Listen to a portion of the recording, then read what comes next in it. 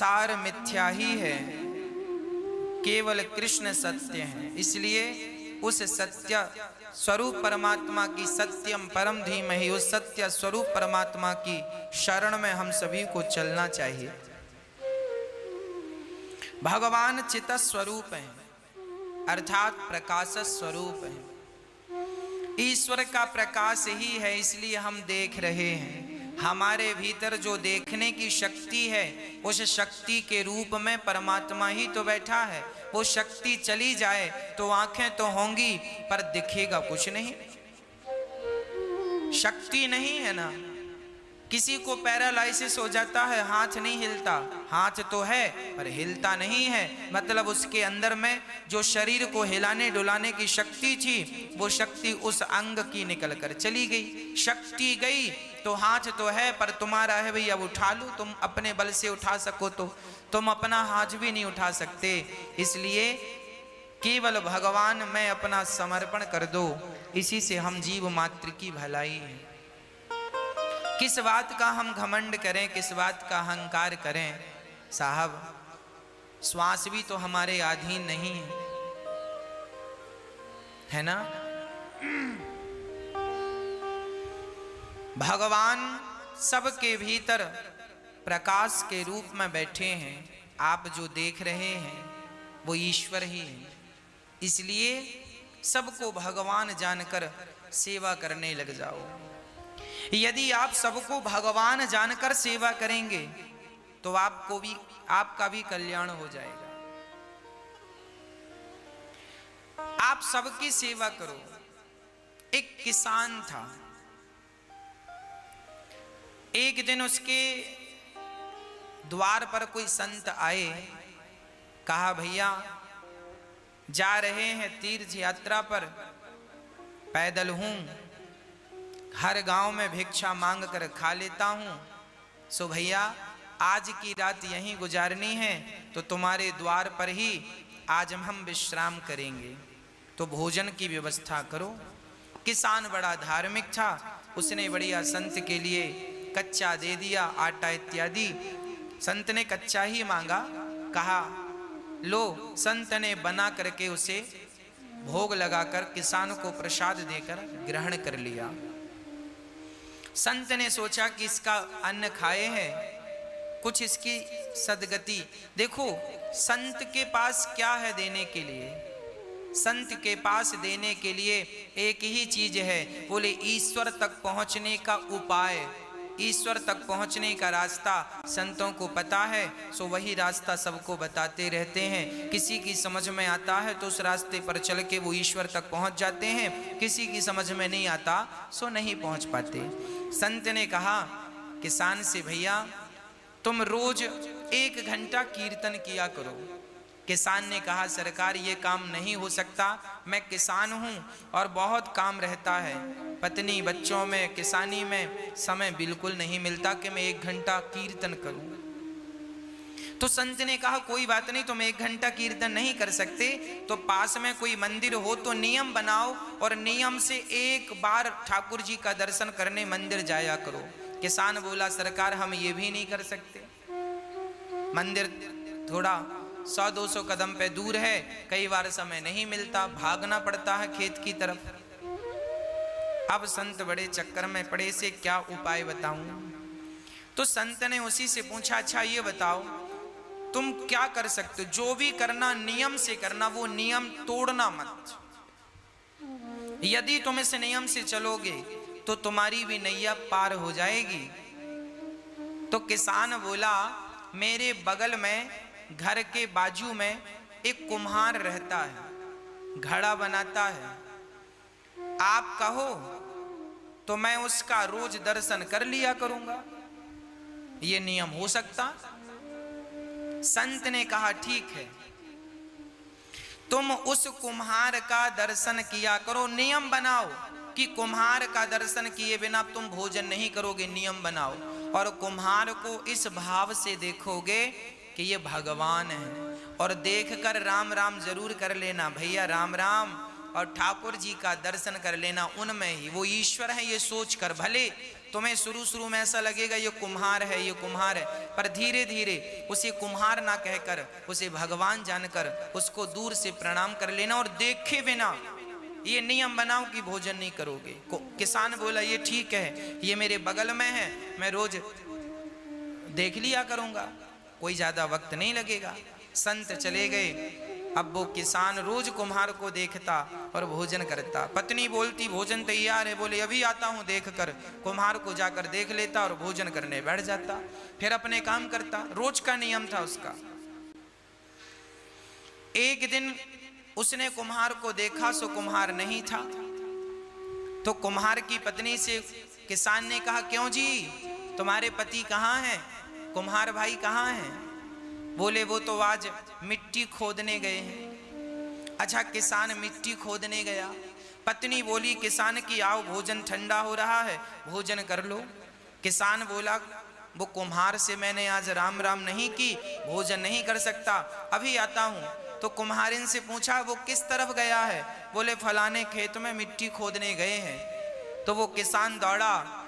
अच्छा, कुम्हार मिट्टी खोद रहा था, तभी अचानक उसको खुदाई करते करते एक सोने का घड़ा मिला, उसमें ढेर सारे सोने के सिक्के भरे थे।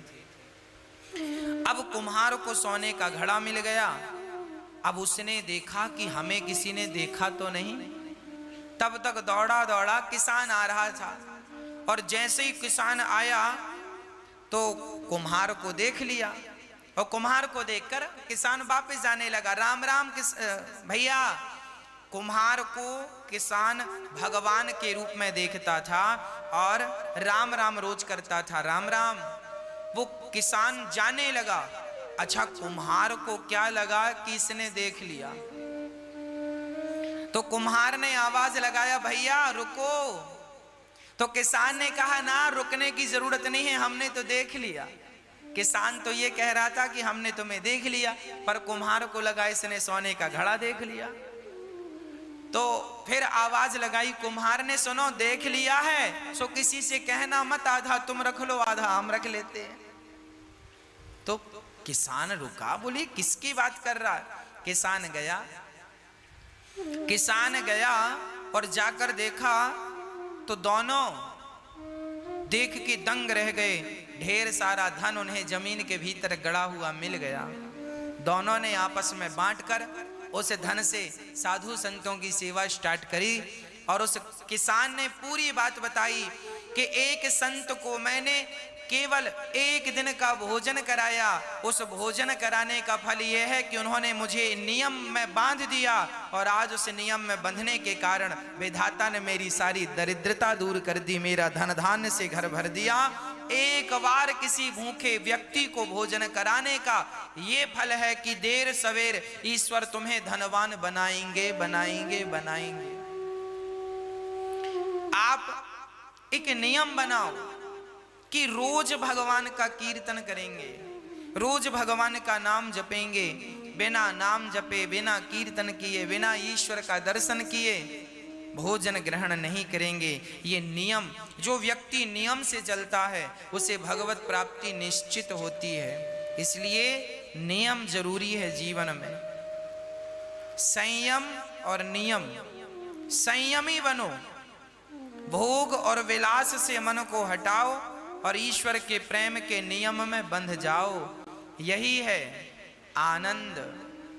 जब व्यक्ति आनंद चाहता है तो भगवान की शरण में जाए तो सारा आनंद से उसका जीवन तन मन भर जाए। विश्वोत्पत्त्यादि है तवे, भगवान क्या करते हैं? विश्व की उत्पत्ति, पालन और संहार करते हैं। भगवान का काम है विश्व की उत्पत्ति, पालन और संहार, है ना। भगवान की शरण में जो है उनका बाल भी बांका नहीं होता। तापत्रय विनाशाय, दैहिक दैविक भौतिक तापा, राम राज्य काहू नहीं व्यापा। 3 प्रकार के दुख सबके जीवन में होते हैं। कोई तन दुखी, कोई मन दुखी, कोई धन बिन रहते उदास, थोड़े थोड़े सब दुखी, सुखी राम के दास। कोई तन से दुखी है, कोई मन से दुखी है, कोई धन के बिना परेशान है। आज सब ही दुखी हैं। कोई तन से दुखी, कोरोना तन से ही तो दुखी कर रहा है। कोई तन के लिए परेशान, तन से दुखी है। कोई मन का रोगी है, मन की इच्छाएं अधूरी रह गई तो डिप्रेशन आ गया, मन में बड़ी चिंता है, मन में बड़ी टेंशन है। हमें बड़ा आश्चर्य लगता है तब जब लोग ये कहते हैं महाराज जी हमें बड़ी चिंता है। हमें सुनकर बड़ा आश्चर्य लगता है तब जब लोग ये कहते हैं कि फला व्यक्ति डिप्रेशन में चले गए। मैं बिल्कुल अपनी प्रैक्टिकली बात कर रहा हूं। मुझे बहुत आश्चर्य लगता है जब ये कहते हैं लोग गुरुजी बड़ी चिंता है। मैं आपसे पूछना चाहता हूं, बताइए आपको किस बात की चिंता है? क्या चिंता है आपको? जो हो रहा है क्या वो तुम्हारी मर्जी से हो रहा है?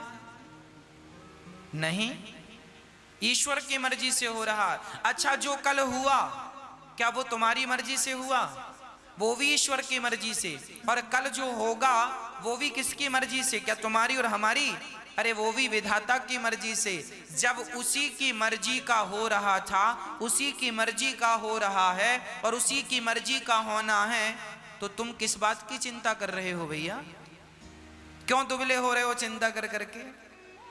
क्या चिंता है? जो होना है वो होके रहेगा। चिंता मत करो, परमात्मा का चिंतन करो।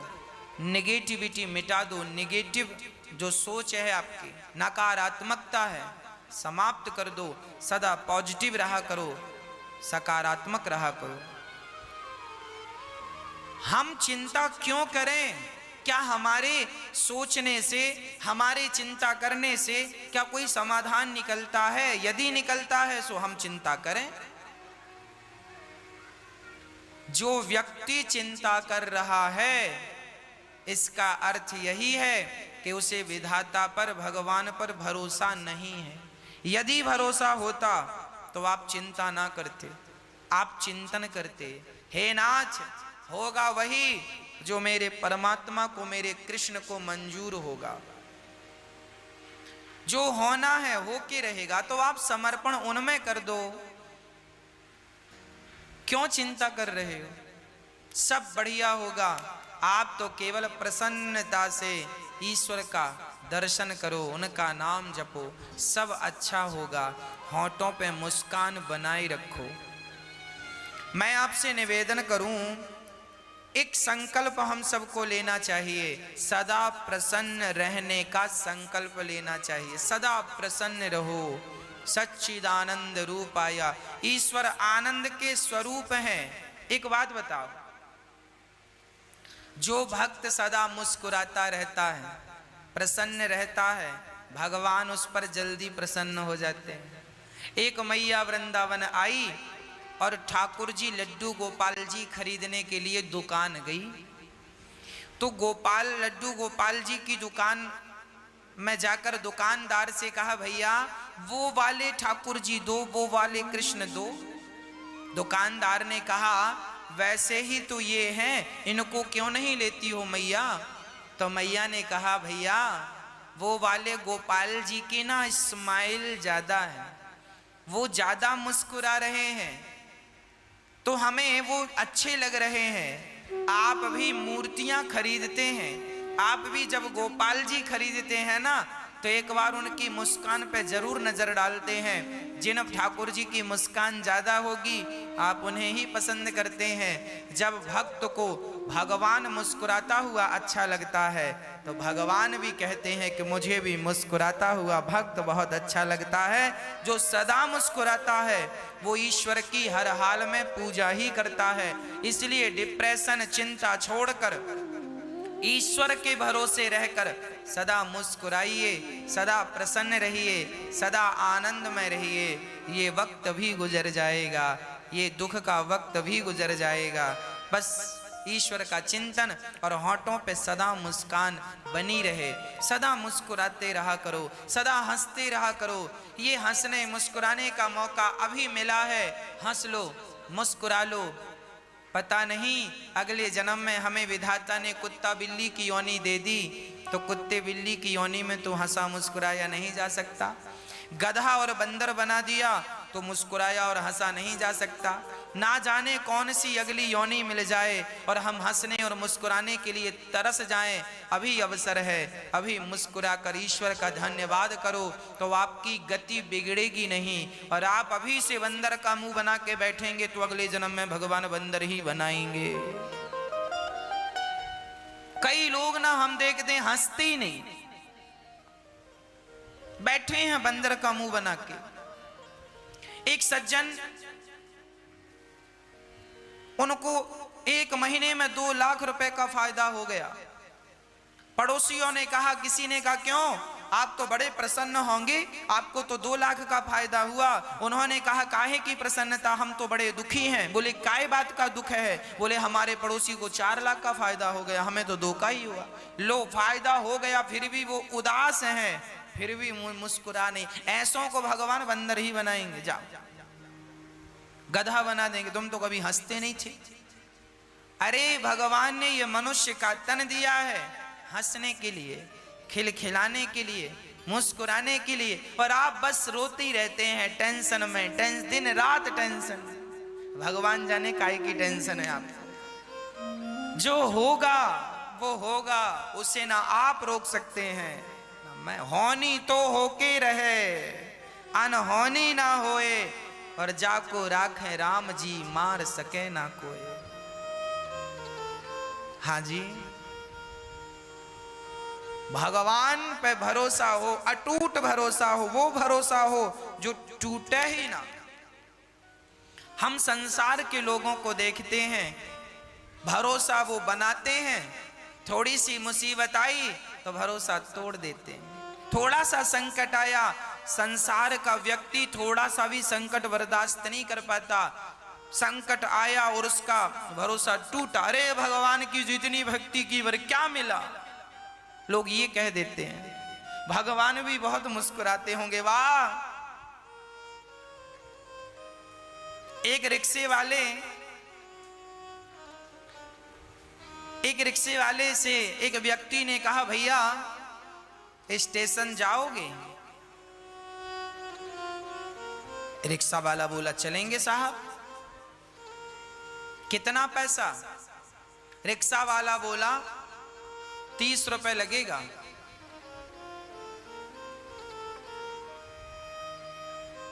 तो वो व्यक्ति बोला, भैया मैं बुजुर्ग हूं और 4 कदम की दूरी पे स्टेशन है, मैं स्टेशन सोसाइटी पे ही रहता हूं और इस इतने दूर का 30 रुपए लेगा? बाकी रिक्शे वाले तो मैं रोज 10 रुपए में जाता हूं और आज तुझे 30 रुपए चाहिए? 30 रुपए, इतनी सी बात का 30 रुपए मांग रहा है। दूसरे रिक्शे वाले, उस बुजुर्ग ने कहा, जा हम तेरे रिक्शे में नहीं बैठते। पीछे रिक्शे आया, उसने फिर पूछा, भैया स्टेशन तक जाना कितना? उसने कहा, बाबूजी 10 रुपए लगता है। अरे 10 रुपए लगता तो ये 30 रुपए क्यों बोल रहा है? सोचो, 10 रुपए का काम है और मांग कितना रहा है? 30 रुपए। उसी तरह हमारी हालत है। हमने भगवान का भजन तो 10 रुपए का किया, हमने भगवान को याद तो 10 रुपए का किया, और मांग कितने रहे? 30 रुपए दे दो भगवान। 16 सोमवार का व्रत किया है।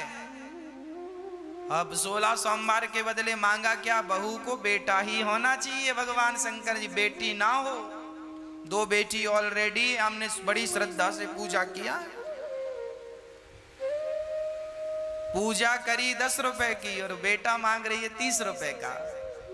अब देख लो, लोग अपना बजट नहीं बढ़ाते हो, भगवान से बड़ा बड़ा बजट मांगते हैं।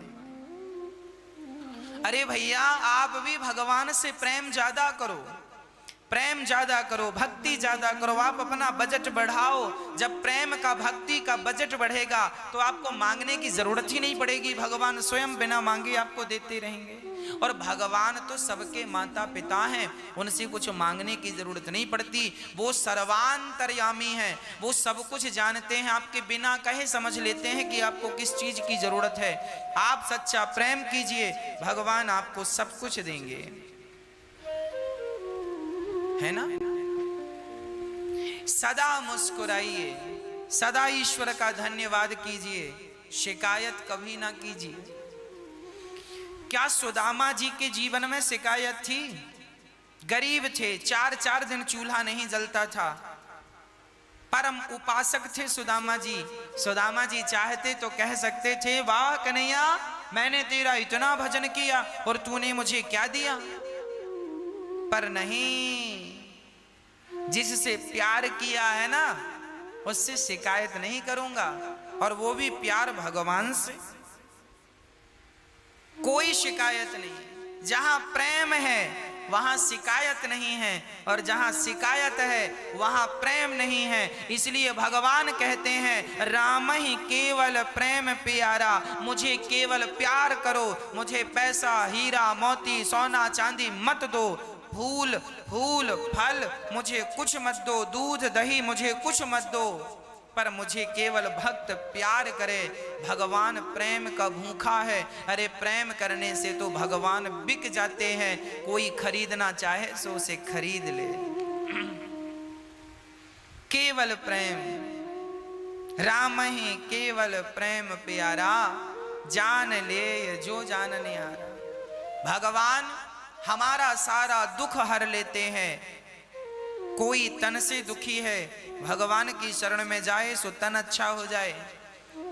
एक सज्जन हमसे बोले, गुरुजी, ये बात लगभग 2 वर्ष पुरानी है, 2-2.5 वर्ष पुरानी बात हम आपको कह रहे हैं। एक सज्जन ने हमसे कहा, महाराज जी बुजुर्ग थे, उन्होंने कहा कि डॉक्टर ने हमसे कह दिया था कि अब आपका जीवन पूरा होने को है, कभी भी प्राण निकल जाएंगे। तो उन्होंने कहा, जब कभी भी प्राण निकल जाएंगे तो हॉस्पिटल से छुट्टी कर दो। उन्होंने कहा घर जाइए। अब वो घर आ गए। वो दादाजी कथा सुनने आए और पर्सनल हमसे मिले, और उन्होंने कहा, महाराज जी 3 साल पहले डॉक्टर ने कहा था कि तुम्हारा शरीर कह रहा है कि कभी भी प्राण निकल जाएंगे, पर महाराज जी देखो, मैं भगवान की कथाएं निरंतर सुनता था, कीर्तन निरंतर करता था, तो आज 3 साल हो गए, अभी मैं स्वस्थ हूँ, काम भी कर लेता हूँ। डॉक्टर कह रहे थे कभी भी तुम अब मर जाओगे, और 3 साल से मैं स्वस्थ हूँ, काम कर रहा हूँ। डॉक्टरों के हिसाब से तो मैं मर गया हूँ, अब तो भगवान की दी जिंदगी को आनंद से जी रहा हूँ। इसलिए जो जिंदगी है उन्हीं के नाम कर दी है मैंने जिंदगी। हाँ जिंदगी अब तो मेरी तेरे नाम सावरे, जिंदगी अब तो मेरी तेरे नाम सावरे। बची हुई जिंदगी भगवान के नाम कर दो। जब हम जिंदगी भगवान को सौंपते हैं, उनके नाम कर देते हैं, उनकी चिंता है। इसलिए कोई तन दुखी, कोई मन दुखी, कोई धन बिन रहत उदास, थोड़े थोड़े सब दुखे, सुखे राम के दास। कोई तन से दुखी कोई मन से, कोई धन के बिना सुखी कौन? जो भगवान के भरोसे हैं, जो भगवान के भरोसे हैं वो बहुत सुखी हैं। इसलिए भरोसा किसका? केवल कृष्ण का भरोसा। मुझे और किसी के भरोसे की जरूरत नहीं है, किसी के भरोसे की चाहत नहीं है, भरोसा केवल कृष्ण का है। ऐसे भगवान जो हमारे समस्त दुखों का नाश करते हैं, ऐसे भगवान को, श्री राधा सहित कृष्ण को श्री कृष्णाय वयम नुमः, ऐसे भगवान को हम हृदय में बसाते हैं। यम प्रव्रजन्तमनुपेतमपेत कृत्यम द्वैपायनो विरह कातरया जुहाव पुत्रेति तन्मयतया तर्भुभिने दुस्तं सर्वभूत हृदयं मुनिमानतोस्मि।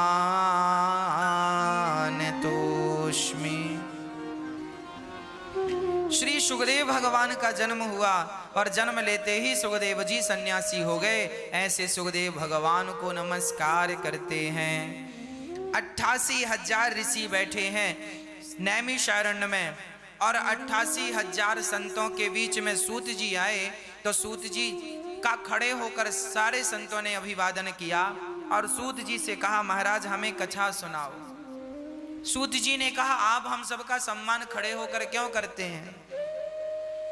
बोले, धन वृद्धा बल वृद्धा आयुर्वृद्धास्तथैव च ते सर्वे विज्ञान वृद्धाश्च किंकरा शिष्य किंकरा।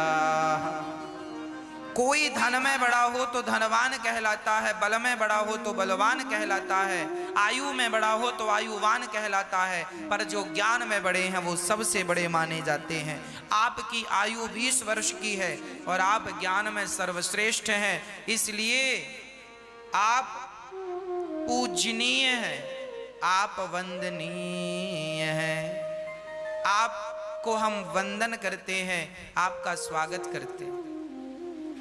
सौनक आदि ऋषियों ने सूत जी से कहा, हमें यह बताओ कि हमें कृष्ण की प्राप्ति कैसे हो। ऐसी कथा सुना दो सूत जी जिससे भगवान मिल जाए। देखिए, जब भी कोई संत मिले तो उनसे भगवान को पाने का ही कोई मंत्र लीजिएगा, भगवान को पाने का ही कोई रास्ता पूछिएगा। कोई सांसारिक बातें मत कीजिएगा साधु संतों से। ये सांसारिक तुच्छ विषय, संसार का तुच्छ सा सुख, इसके पीछे भागने वाला जीवन भर भागे तो भी दुखी ही रहता है, और कोई भगवान के लिए 10-20 कदम रख ले तो उसका कायाकल्प हो जाता है। सूत जी ने कहा, सुनो, अब हम तुम्हें ऐसी कथा सुनाते हैं जो देवताओं को भी दुर्लभ है। एक बार देवराज इंद्र अमृत का घड़ा लेकर सुखदेव जी के पास आए और कहने लगे कि आप राजा परीक्षित को भागवत सुना रहे हैं, सो आप राजा परीक्षित को स्वर्ग का अमृत पिला दें और हमें भागवत तामृत पिला दें, भागवतामृत। क्वा, तब सुखदेव भगवान ने कहा, क्वा सुधा क्व कथा लोके क्व काचः क्व मणिर्महान् ब्रह्मरातो विचार्य एवं तदा देवाञ्जहासः।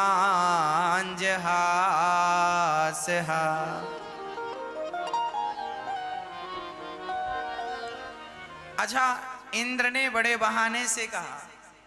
अच्छा, लोग ना बड़ा बहाना बना, कई बार ना कुछ काम बहाने से हो जाता। एक बार एक घर में ना पति पत्नी थे और उनके यहाँ अचानक एक मेहमान आ गए। मेहमान आ तो गए, पर अब वो मेहमान जाने का नाम ही नहीं ले रहे। अब पति पत्नी बड़े परेशान। अरे राम राम राम, दिन भर खाता है, हम लोग 5-5 रोटी खाते, 10-10 खाता है, तो जाता ही नहीं। अब पति पत्नी ने विचार किया, अब कैसे कहें, मेहमान है, कैसे कहें कि जाओ, कहा भी तो नहीं जाता कि चले जाओ, कोई घर से कैसे भगाएगा। पत्नी पति दोनों ने विचार किया अब क्या करें। बोले एक काम करो, झगड़ा करते हैं नकली बहाना बनाने के लिए। तो ठीक है कल शुरू करते हैं। हाँ अब तो आज रात हो गई, कल की प्लानिंग हुई। उन्होंने सवेरे होते ही झगड़ा किया। पत्नी बोली सुनो जी, मैं जा रही हूं मायके, अब मैं भोजन नहीं बनाऊंगी, जब देखो डांटते रहते हो। पड़ोस वो मेहमान बाहर बैठे सुन रहे थे। अब पति भी डांटता हुआ, हाँ बड़ा मायके की धमकी, जाओ चली जाओ, क्या हम बनाकर खा नहीं सकते। अब वो उन्हें डांटे, वो उन्हें डांटे, वो झूठ मूठ का वो झूठ मूठ का पत्नी लगी रोने जोर जोर से रोने लगी। मेहमान को लगा हे भगवान आज तो कुछ मिलेगा नहीं खाना पीना। तो मेहमान ने आवाज लगाई सुनो हम जा रहे हैं। मेहमान चले गए। तब तक पति बोला सुनो गए, अब मत रो, अब काहे रो रही हो, हमने कोई जानबूझकर थोड़ी डांटा, हमने तो ऐसे ही डांटा, सच्ची का थोड़ी डांटा, झूठ का डांटा। तो पत्नी बोली हाँ हम भी सच्ची का थोड़ी रो रही हैं, हम तो झूठ का रो रही हैं। तब तक मेहमान आके बोला हम भी सच्ची के थोड़ी गए थे, हम भी झूठ की तो गए थे। तुम सच्ची का डांट नहीं रहे थे, तुम सच्ची का रो नहीं रही थी, तो हम भी सच्ची के नहीं गए, हमें पता था कि तुम बहाने कर रहे हो। मेहमान आए बोले चलो भूख लगी है बनाओ। अब वो लगी बनाने। कई बार काम बहाने से हो जाता है पर कई बार नहीं भी होता। तो ऐसा ही है कि बहाने से इंद्र बहाना लेके आए कि स्वर्ग का अमृत आप पिला दो परीक्षित को और हमें कथा अमृत पिलाओ, कथा का अमृत पिलाओ। बहाने की बात याद आई सो मुझे एक बहाना और याद आ गया। एक बूढ़ी मैया थी, उनके घर एक साधु आए। साधु को देखकर मैया ने कहा महाराज बैठो हम आपको भोजन कराएं, भोजन कराएं। संत बोले हाँ हाँ हम तब तक पूजा कर रहे हैं, आप भोजन बनाओ। अब वो बूढ़ी माँ बड़े प्रेम से बहुत बढ़िया भोजन बनाए और भोजन बना के संत को कहा बैठो। अब संत ने कहा ठीक है हम बैठ गए। मैया ने थाल में सब कुछ दाल चावल खीर सब्जी पूड़ी रोटी सब बनाया था, सब परोसा। पर बेचारी पापड़ परोसना भूल गई। पापड़ भी बनाया था पर चूल्हे के पास ही पापड़ अब इतना परोसा तो बेचारी भूल गई। और अब वो महात्मा खाते खाते उनकी नजर पापड़ पे गई। अब वो खा रहे हैं सब पर बार बार उनका ध्यान पापड़ में है कि पापड़ भी मिल जाता, पर कहें कैसे कि पापड़ दे दो। तो उन्होंने बहाने से कहा मैया आज हम आ रहे थे ना तो एक बड़ा सांप मिला।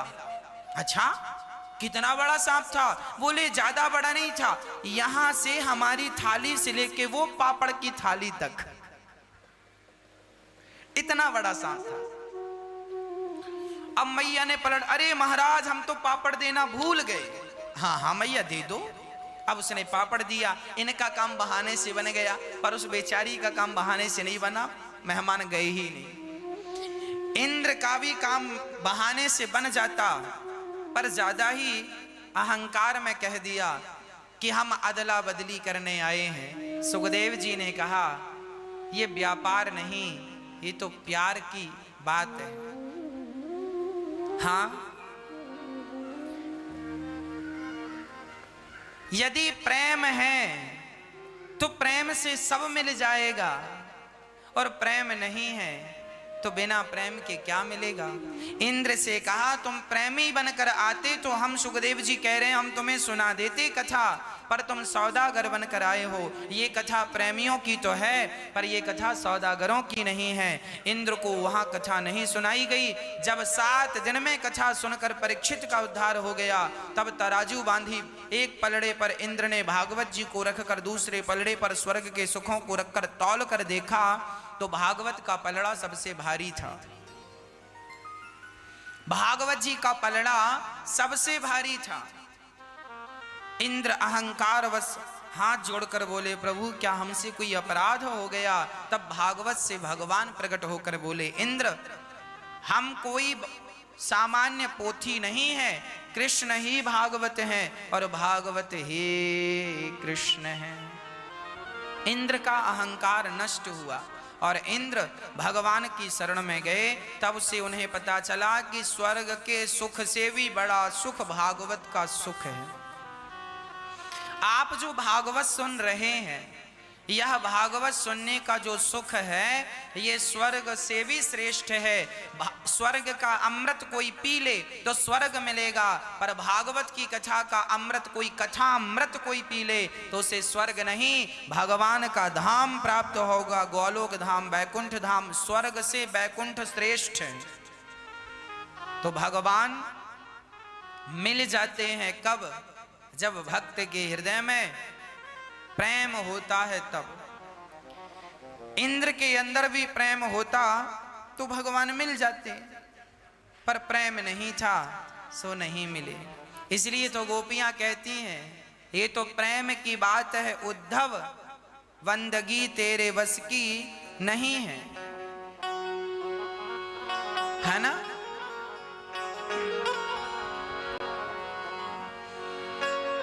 ये तो प्रेम की बात है दंपति नाम चकल कनम।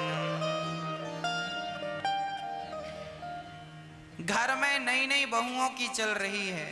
आज गृहस्थ में ये देखो भागवत जी में लिखा है, आप ये ना कहें कि महाराज जी आप गृहस्थों की बात ज्यादा करते हैं। क्या करें, गृहस्थों का भी उल्लेख भागवत जी में है, सो हम समझा देते हैं आपको। गृहस्थ आश्रम बहुत श्रेष्ठ आश्रम है। पति और पत्नी जो हैं बड़े प्रेम से रहें। गृहस्थ आश्रम में क्या हो गया है, आजकल बड़ों का सम्मान कोई नहीं करता। कोई का अर्थ है बहुत सारे लोग नहीं करते, जो करते हैं वो तो अच्छे हैं, संस्कारी हैं, पर बहुत सारे लोग अपने से बड़ों का सम्मान नहीं करते, है ना? एक बहू अपने पति से कहती है, चलो जी शहर चलते हैं। तो पति बोला, शहर चलेंगे तो हमारी फिर माँ है, उसका ख्याल कौन रखेगा गांव में? तो बहू ने कहा, माँ अपना बनाकर खा लेंगी, क्या जरूरत है उनके पास रहने की? माँ के चक्कर में हमारे बच्चों का भविष्य बिगड़ रहा है। थोड़ी देर बाद पता चला कि उसका अपना बेटा वो कहीं गुम हो गया। अब वो पत्नी जो थोड़ी देर पहले पति से कह रही थी चलो माँ को छोड़कर चलते हैं, अब जब उसका बेटा गुम हो गया सो लगी रोने, मेरा बेटा भी यहीं था, कहाँ चला गया? पूरे गांव में ढूंढा, सब जगह देखा, कहीं उसका बेटा। लगी रोने लगी। पति ने कहा क्या हुआ?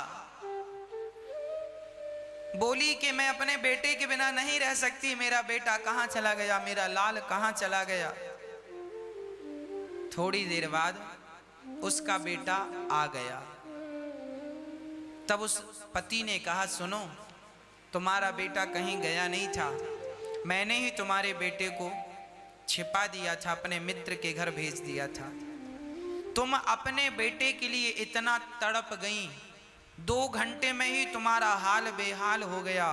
तो सोचो जब मैं अपनी माँ को छोड़कर जाऊंगा तो मेरी माँ की हालत क्या होगी?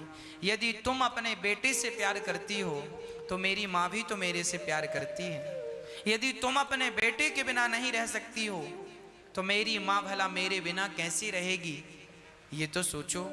ये सुनकर उसकी पत्नी को आत्मज्ञान हुआ कि गलत किया मैंने, जो ये कहा कि छोड़कर चलो। छोड़कर नहीं, लेकर चलो। छोड़कर नहीं, लेकर चलो। जब लेकर चलेंगे तो जहां माँ होगी वहां आप होंगे, जहां आप होंगे वहां माँ होगी। दोनों एक दूसरे को देखकर माँ बाप संतुष्ट होंगे, अपने बच्चों को, अपने नाती पोतों को देखकर।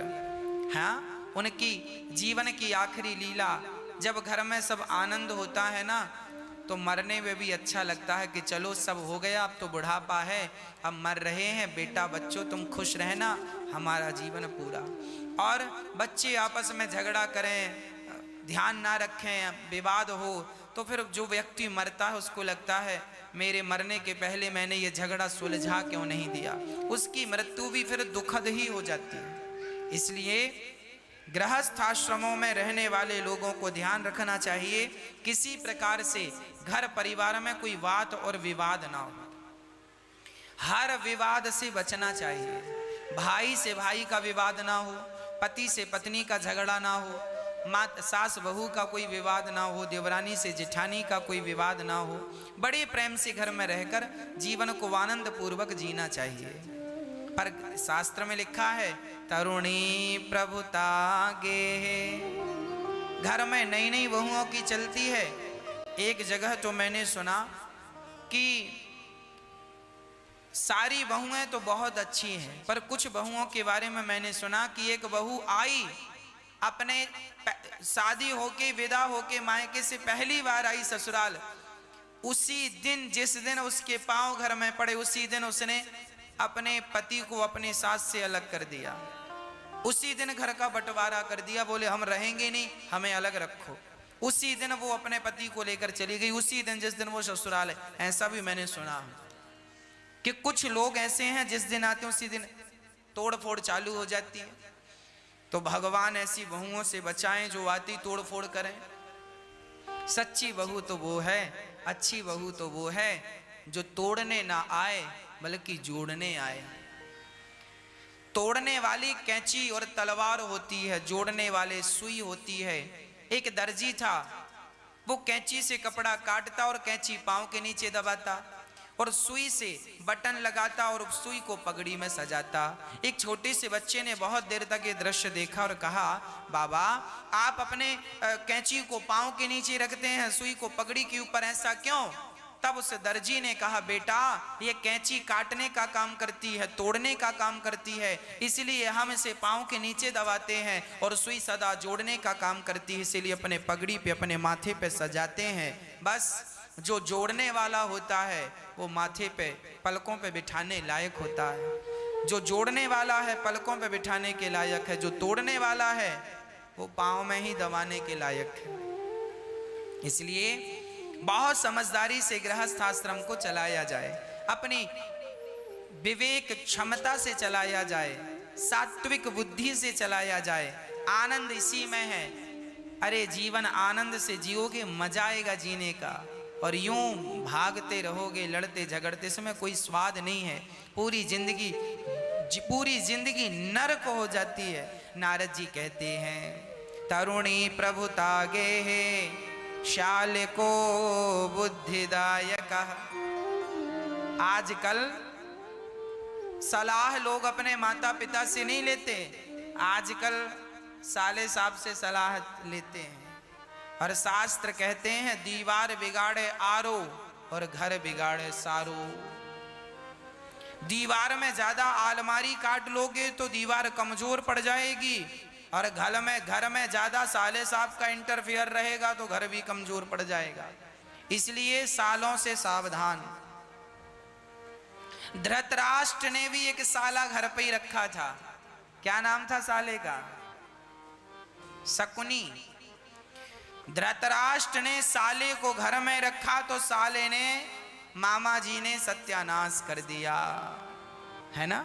इसलिए सारे साले ऐसे नहीं हैं, हम सबको नहीं कहते, पर इतिहास उठाकर देखेंगे तो मामा, चाहे आप शकुनी मामा ले लो, सुनना मैं सारे युगों की घटना सुनाऊंगा। शकुनी मामा ले लो। शकुनी मामा कौरवों के लिए खतरनाक, भांजों का सर्वनाश कर दिया ना। कंस मामा ले लो, भगवान कृष्ण को ही मारने लगे सगे भांजे को। माहिल मामा भी एक प्रसिद्ध हुए हैं। और इस कलयुग में बाहुबली पिक्चर में कौन से मामा है? कटप्पा मामा। कटप्पा ने मार दिया बाहुबली को। इसका मतलब भैया ये देखो पिक्चर भी बन गई ना। हम ये नहीं कहते सारे मामा खतरनाक हैं, पर कटप्पा जैसे मामा कब पीछे से तलवार डाल दें कोई भरोसा नहीं भैया। कटप्पा जैसे मामाओं से भी बचने की जरूरत है, और शकुनी जैसे मामाओं से तो बहुत दूर रहने की जरूरत है। ये तो जुआ खिलाने वाले मामा है। तो भैया कुसंग से बचिएगा कि निवेदन ये है, मामा अच्छे भी होते हैं। मामा तो माँ मतलब डबल माँ का प्यार जहां मिलता है, माँ का डबल प्यार जहां मिले वो मामा है, मामा।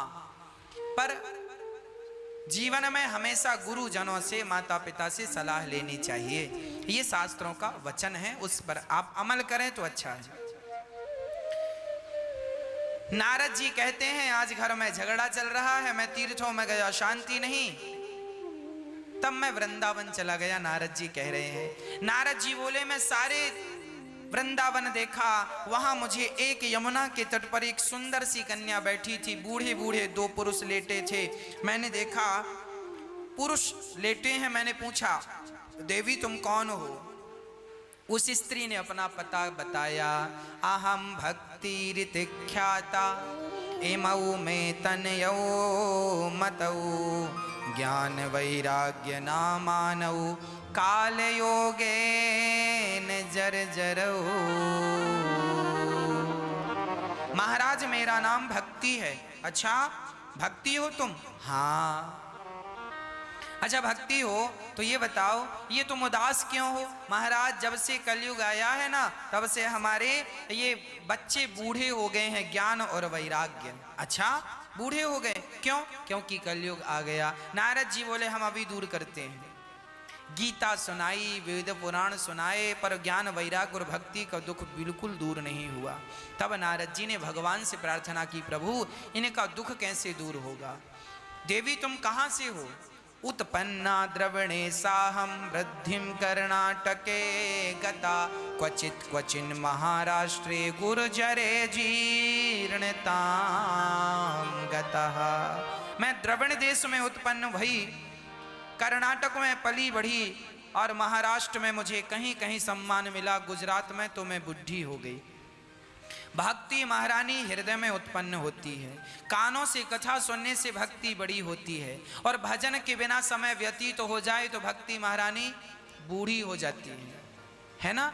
और भजन मिलता रहे तो भक्ति भगवान, जैसे दिया में तेल डालने से दिया सदा जलता रहेगा, उसी प्रकार कीर्तन भजन भगवान से जुड़े रहने से आपके हृदय की भक्ति सदा जवान रहेगी, और नहीं तो भक्ति बुढ़ी होकर के सो जाएगी।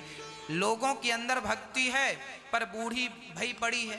लोग ना कथा सुनते हैं ना कीर्तन करते हैं, जो सुनते हैं उनकी भक्ति जवान है, वो बड़े आनंद से अपना जीवन यापन कर रहे हैं। नारद जी बोले ठीक है मैं तुम्हारे दुख का कोई उपाय ढूंढ कर लाता हूँ। नारद जी सारे तीर्थों में गए, जब बद्रीनाथ पहुँचे तो वहाँ 4 संत मिल गए, और चारों संतों ने कहा कथम ब्रह्मन् दीन मुखः कुतश्चिंता तुरो भवान त्वरितं गम्यते कुत्र कुतश्चागमनम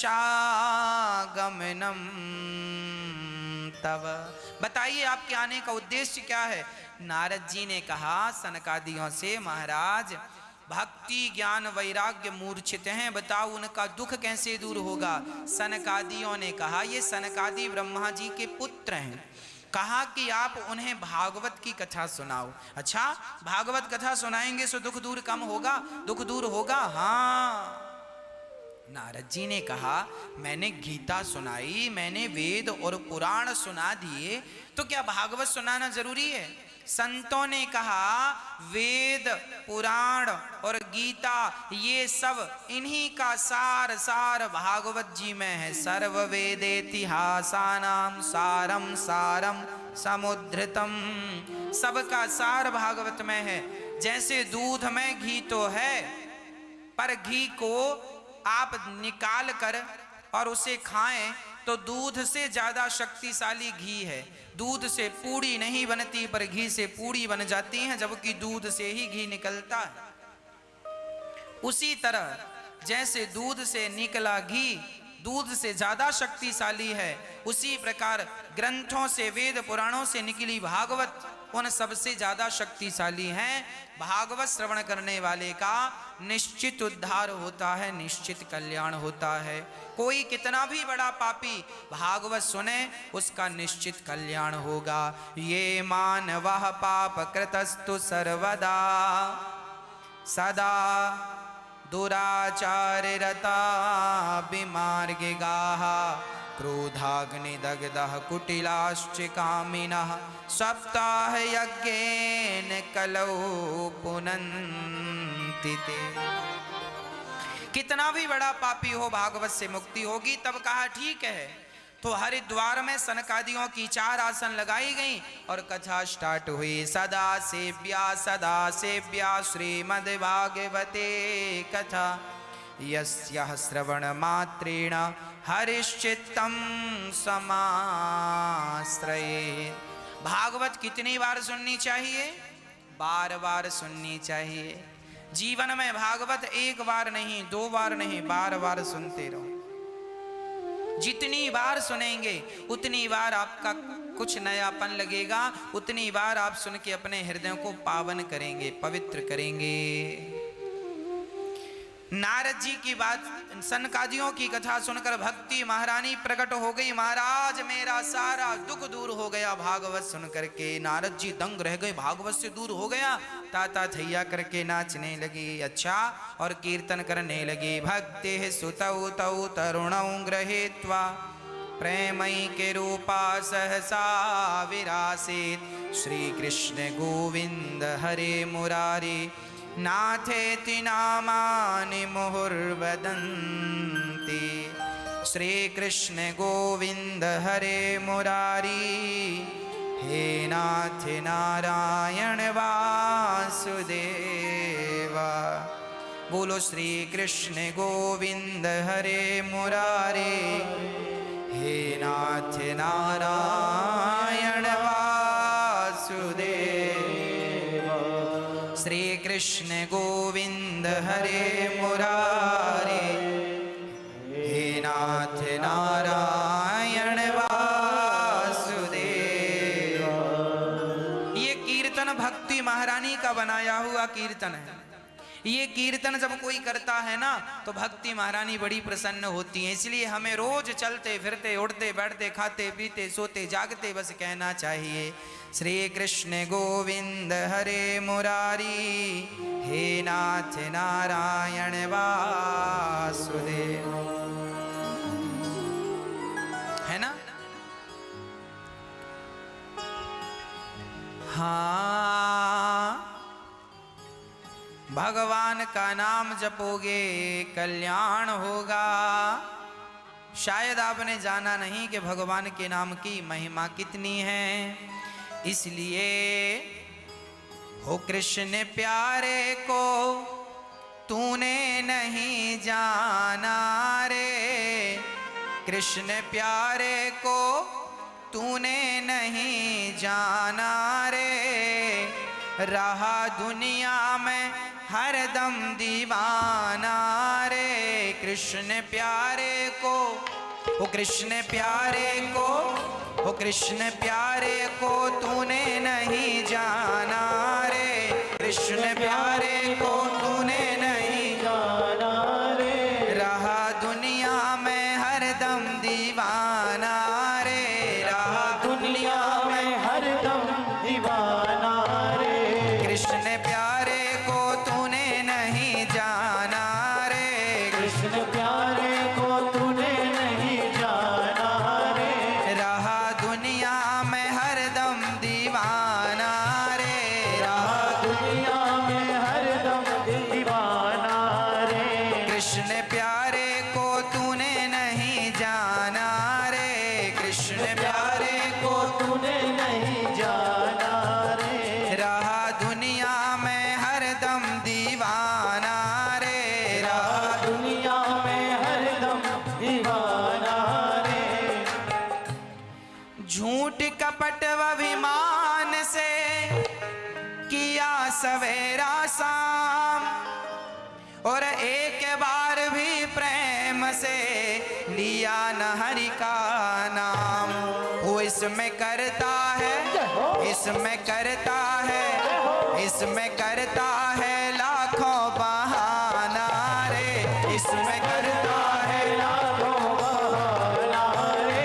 कृष्ण प्यारे को तूने नहीं जाना रे, कृष्ण प्यारे को तूने नहीं जाना रे। इसमें करता है लाखों बहाना रे, इसमें करता है लाखों बहाना रे। कृष्ण प्यारे को तूने नहीं जाना रे, कृष्ण प्यारे को तूने नहीं जाना रे। धन दौलत से एक दिन खाली होगा हाथ, अंत समय भगवान का भजन चलेगा साथ। ओ भर ले भक्ति का, ओ भर ले भक्ति का। सनकादियों से नारद जी ने कहा, महाराज कोई पुण्यात्मा भागवत सुन के तर जाए तो आश्चर्य नहीं, जिसने जीवन भर पाप किया है क्या ऐसा पापी तरेगा? बोले हाँ, ये मानव पाप कृतस्तु सर्वदा सदा दुराचारता विमार्गिगाः क्रोधाग्नि दग्धः कुटिलाश्च कामिनः सप्ताह यज्ञेन कलौ पुनन्ति। कितना भी बड़ा पापी क्यों ना हो उसका उद्धार भागवत से हो जाएगा। अच्छा, किसी का हुआ? हाँ, एक धुंधकारी नाम का दुष्ट था, वो अपने पिता को बहुत मारता था। धुंधकारी के पिता आत्मदेव जी को जब बेटा नहीं हुआ ना, तो वो एक संत के पास गए, कहा महाराज बेटा दो। संत ने कहा बेटे के चक्कर में ना पड़ो, रोना पड़ेगा। उन्होंने बात नहीं मानी और संत से कहा बेटा ही चाहिए, तो एक फल दे दिया संत ने। बोले पत्नी को खिलाना, भगवान चाहेंगे तो बेटा ही होगा। आत्मदेव जी ने पत्नी को फल दिया धुंधली को, पर पत्नी ने खाया नहीं, गौ माता को खिला दिया। और उसकी बहन को बच्चा हुआ तो उसका बच्चा खरीद कर कहने लगी ये मेरा बेटा है, नाम रखा धुंधकारी।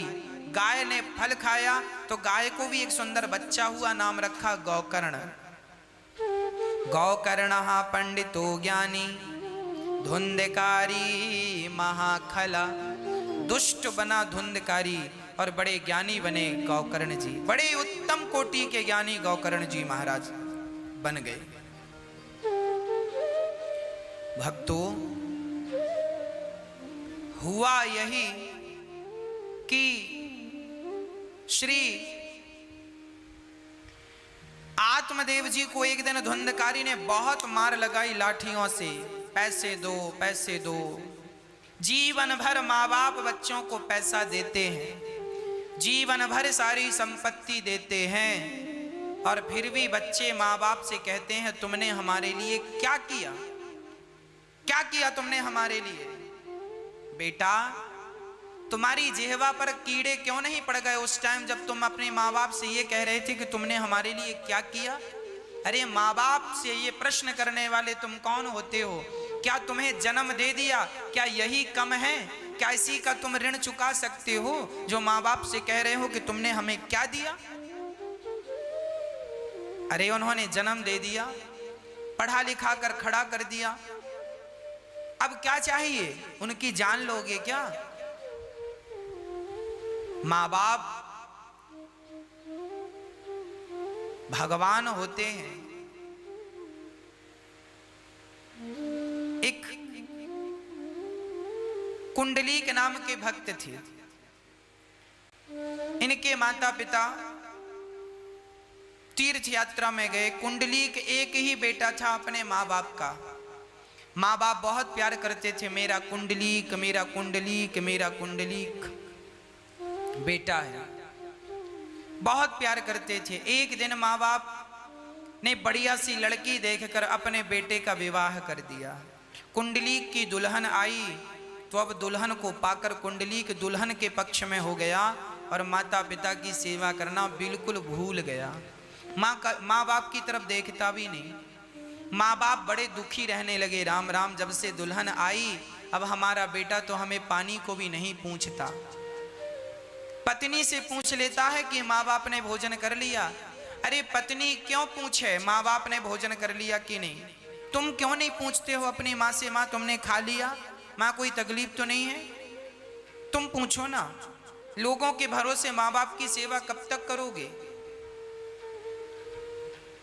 इसलिए आपसे मेरी प्रार्थना है, आप अपनी माँ का ख्याल स्वयं रखा करो। आपकी पत्नी भी आपकी माँ का ख्याल रखती है, अच्छी बात है, पर पत्नी भी ख्याल रखे अपनी सास का और बेटा भी ख्याल रखे अपनी माँ का, क्या बुराई है इसमें? पत्नी भी पूछे कि माँ जी आप क्या खाएंगी, आपका स्वास्थ्य कैसा है, आपको कोई तकलीफ तो नहीं है, और बेटा भी यही सवाल पूछ ले माँ से, तो इसमें हर्जा क्या है, बुराई क्या है? पर आज पत्नियों ने जैसा कह दिया वो वैसा मान लेते हैं। पत्नी ने कह दिया कि माँ ने खा लिया, सो ठीक है, माँ ने खा लिया होगा। ठीक है, आपकी पत्नी बहुत अच्छी है, सेवा भी करती है आपकी पत्नी, आपकी माँ की, सास ससुर की, पर आपका भी तो कर्तव्य है कि आप बेटे हैं, अपने माँ से पूछें, 2 मिनट उनके पास बैठें, पांव दबाएं। कुंडलीक अपनी माँ को बिल्कुल भूल गया और पत्नी का ही गुलाम हो गया, पानी को भी नहीं पूछता। पत्नी कहती है मैं थक गई हूं। सो कुंडलीक अपनी माँ से कहता, माँ भोजन क्यों नहीं बना देती हो, माँ बर्तन क्यों नहीं धुल देती हो? माँ ने सिर पे हाथ रखा, राम राम, जिसके घर में जवान बहू है वो बहू आराम कर रही है और सास से कह रही है तुम बर्तन धुल लो, पर चूंकि अब माँ बाप को रहना था, खाना था, सो बेचारी माँ बर्तन धुलती है, भोजन बना के बेटे बहू को खिलाती है, और बहू आराम फरमा रही थी। कुंडलीक की पत्नी, दोनों बुढ़ा बुढ़ी बड़े परेशान रहने लग गए, शरीर चलता नहीं है और बहू काम सारा करवाती है, और बेटे से भी कहें तो बेटा बहू के पक्ष में है, सुनता ही नहीं। माँ बाप ने निर्णय लिया कि अब हम दोनों तीर्थ यात्रा में निकल जाएंगे। दोनों पति पत्नी ने कहा, अपनी बहू और बेटे को एक दिन बुलाया, कहा बेटा कुंडलीक अब तुम प्रसन्न रहना बेटा, अपनी पत्नी के साथ खुश रहना, अब हम जा रहे हैं और सदा भगवान की सेवा में रहेंगे, अब हम वापस नहीं आएंगे, आप दोनों बड़े प्रेम से रहना, खूब भजन करना भगवान का, सुखी रहना, हम सबका आशीर्वाद है। दोनों बुढ़ा बुढ़ी पति पत्नी तीर्थ यात्रा पे चले गए। तभी कुंडलीक की पत्नी ने कहा, सुनो जी, जब हमारा विवाह हुआ था तो माँ जी ने सुंदर सा माला सोने का हार पहन रखा था, रानी हार, वो तो माँ ने दिया नहीं और तीर्थ यात्रा पे जाने लगी, लगता है माँ अपने झोले में सोना दबा कर ले जा रही है। तो पति को कहा जाओ, वो भी पत्नी का गुलाम था एक नंबर का, स्त्री लंपट, बोला ठीक है, बोले जाओ माँ का पीछा करो, जहां सो जाएं सो इनका बैग चेक कर लेना, जरूर सोना मिलेगा, लेकर आ जाना, माँ को जाने देना। कुंडलीक बोला बिल्कुल। अब माँ बाप चले, पीछे पीछे पीछा कर रहा है चुपके चुपके कुंडलीक। माँ बाप चलते चलते यात्रा उनकी काशी पहुंच गई। बहुत सारे लोग उस यात्रा में थे, ये भी सम्मिलित हो गए थे, बूढ़े माता पिता, बैलगाड़ियों का जमाना था, सो बैलगाड़ी से यात्राएं चल रही थी। इनका जत्था काशी पहुंचा, गंगा के किनारे। ये दोनों बुढ़ा बुढ़ी पति पत्नी बड़े प्रेम से माँ गंगा का दर्शन करके जो प्रसाद मिल गया सो प्रसाद पाकर रात्रि को विश्राम कर रहे थे, दोनों घाट पर ही सो रहे थे। तभी कुंडलीक ने देखा कि इनका झोला आज थोड़ा दूर रखा है। कुंडलीक गया और झोले की चैन खोला, तब तक उसने देखा गंगा जी से एक सुंदर सी स्त्री निकल रही है, वो गंदे से कपड़े पहनी है, और वो आकर के कुंडलीक के माता पिता के सामने खड़ी हो गई। उनके माता पिता सो रहे हैं और वो स्त्री खड़ी है। तो कुंडलीक ने देखा और आश्चर्य से पूछा, देवी आप कौन हैं? उस स्त्री ने कहा, बेटा लोग मुझे गंगा मैया कहते हैं। अच्छा, आप गंगा मैया हैं? तो आपने अभी तो कपड़े गंदे पहन रखे थे और मेरे माँ बाप के सामने आते ही आपके कपड़े स्वच्छ हो गए, सुंदर कपड़े हो गए, आपका रंग भी साफ हो गया, ऐसा क्यों?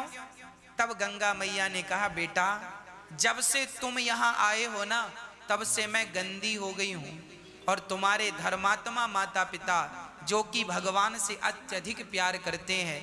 दोनों तुम्हारे माता पिता भगवान के बड़े भक्त हैं।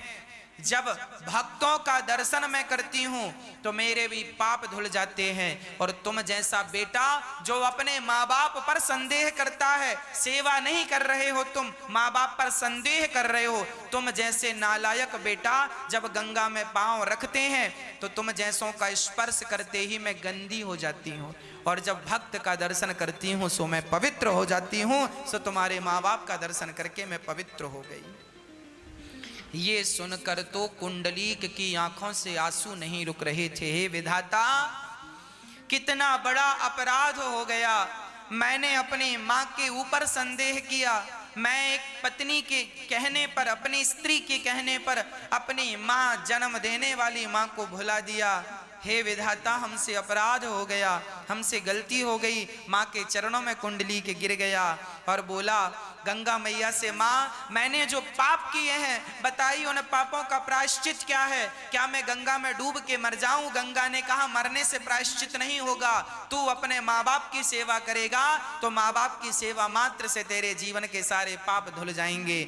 उस दिन से कुंडलीक अपने माँ बाप की सेवा में ऐसा लगा कि जब वो पंढरपुर का था, कुंडलीक पंढरपुर आया। पंढरपुर महाराष्ट्र में एक जगह है जहां पंढरीनाथ अर्थात विठ्ठल भगवान आज भी बैठे हैं।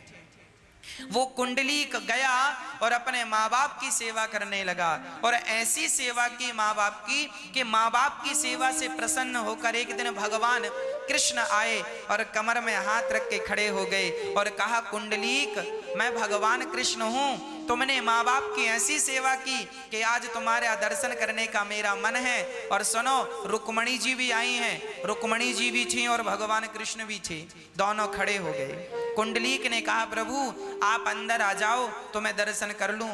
भगवान बोले सो मैं अंदर नहीं आ सकता,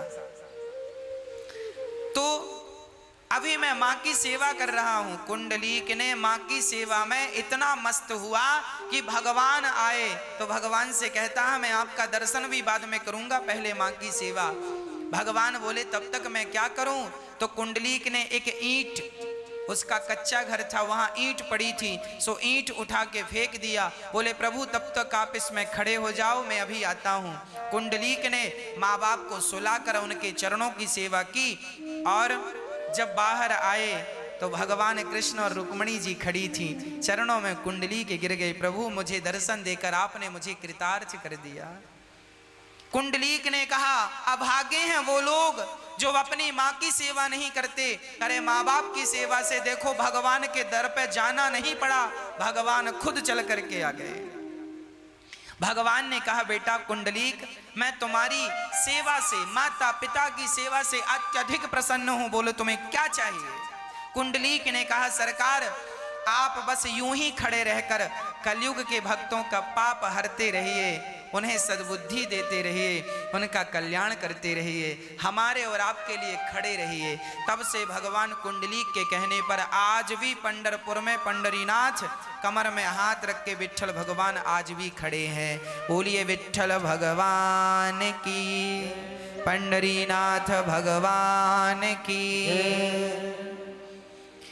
तो एक बेटा अपने माँ बाप की सेवा करके वो भगवान को भी वश में कर सकता है, इसलिए हर बेटे को माँ बाप की सेवा करनी चाहिए। इसलिए ये दास अनिरुद्ध गौरी गोपाल वृद्धाश्रम में बूढ़ी माँओं की सेवा करता है। जो बच्चे अपने माँ बाप को घर से निकाल देते हैं, ऐसे माताओं की सेवा ये दास अनिरुद्ध करता है। ऐसे माँओं के चरण दबाना, ऐसे माँओं की सेवा करना, उन माँओं से रोज हाल चाल पूछना, उन माँओं को कोई तकलीफ कोई कमी तो नहीं है, इस बात का ध्यान ये दास अनिरुद्ध रोज रखता है। यहाँ सभी माताएं रहती हैं और इन माताओं का प्यार आशीर्वाद हमें मिलता है। आप भी इन माँओं की सेवा करते हैं, आप भी अपने सहयोग से इन माँओं की सेवा करते हैं। याद रखना सबसे बड़ा भजन है, सबसे बड़ी भक्ति है सेवा। जब आपका ये शरीर और आपका ये धन किसी के काम आता है तब शरीर और धन दोनों का होना सफल हो जाता है। मैं इस शरीर से माँओं की सेवा करता हूँ। और आप लोग अपने धन से माँओं की, आप कोई एक माँ को गोद ले, आप चाहें तो किसी एक माँ को गोद लेकर माँओं के जीवन भर के भोजन की व्यवस्था कर सकते हैं। आप किसी एक माँ का सहारा बन सकते हैं।